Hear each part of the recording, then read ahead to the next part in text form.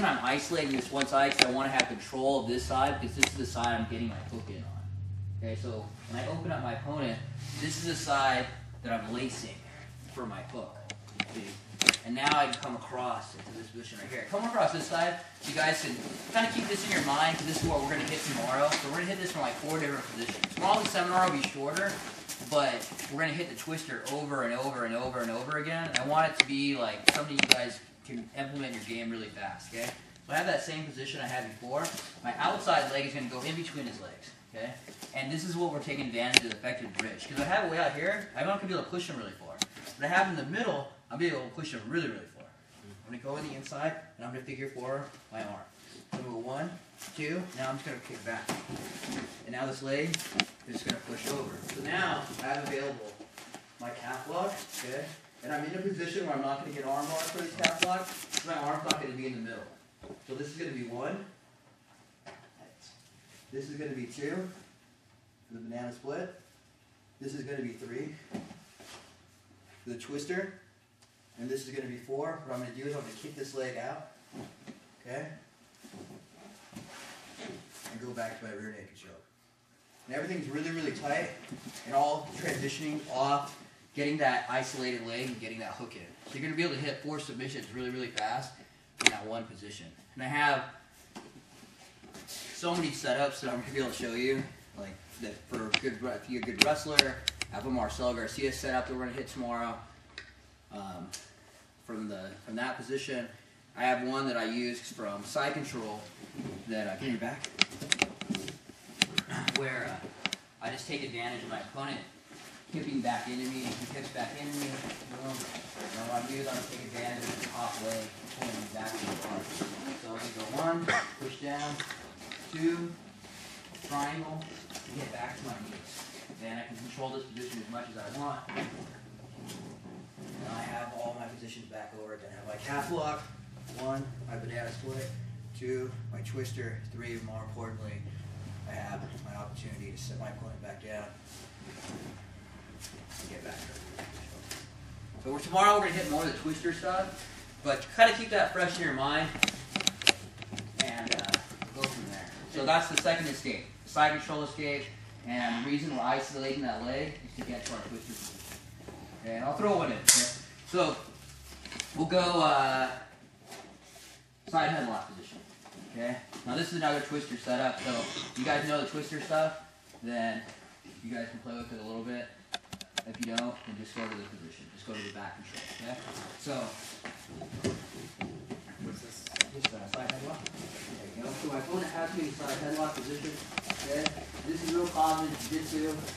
The guy will usually do come to like a cheerleader position, bring this leg up, and kind of add some compression.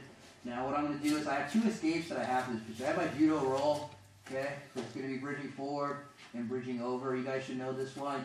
And the feet tight, bridging forward and rolling all the way over.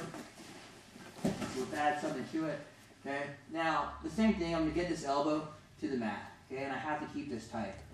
And now I'm going to get to my hip.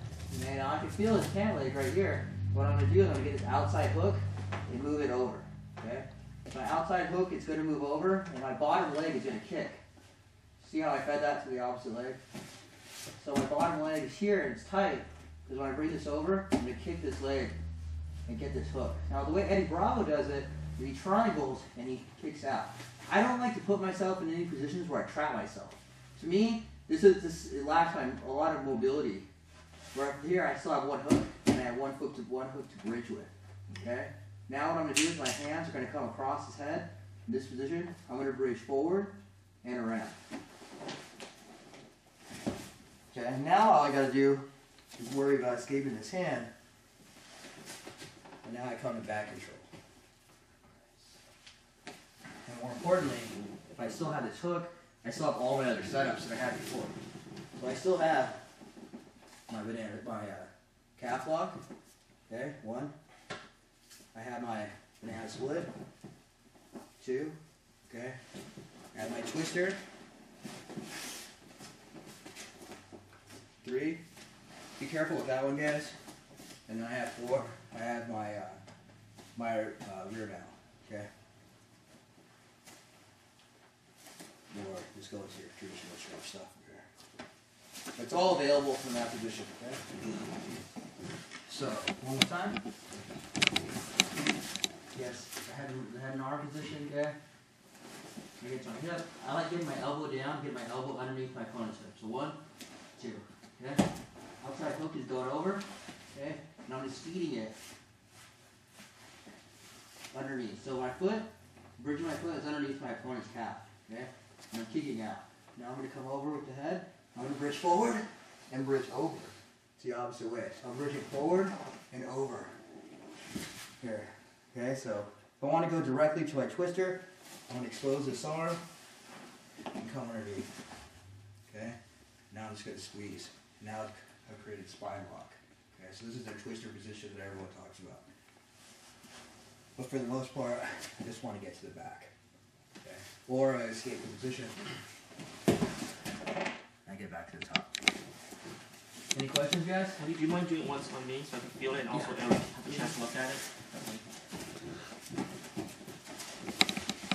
So he has his head and arm, okay? If I need extra control, so say he has control like this, okay? Then what I'm going to do is I'm just going to use my outside leg as a kicker and get my hip again. Now look, he had to get his base, okay? So every time I get my kicker, he has to get his base. It gives me control to get my arm back, okay, to where it was. Basically, so much control. I get my hook over. My students, a lot will grab their own foot, okay? But I like to use it and get it underneath so I can really get control of this. And try to escape that leg. It's really hard to escape this leg. It's a really good hook. I have this position right here, okay? And now I'm just going to come over and come to this position here, okay? So here, this is where I have all my twister stuff available for the most part. I just want you to get used to getting your opposite hook in, okay? And getting back to the top position. I like to use the position to sit my opponent up. And the reason I like to is because I don't want to weight on top of me. If I don't have weight on top of me, it's really hard if it's forbidden. I like to get to a position where he's always sitting.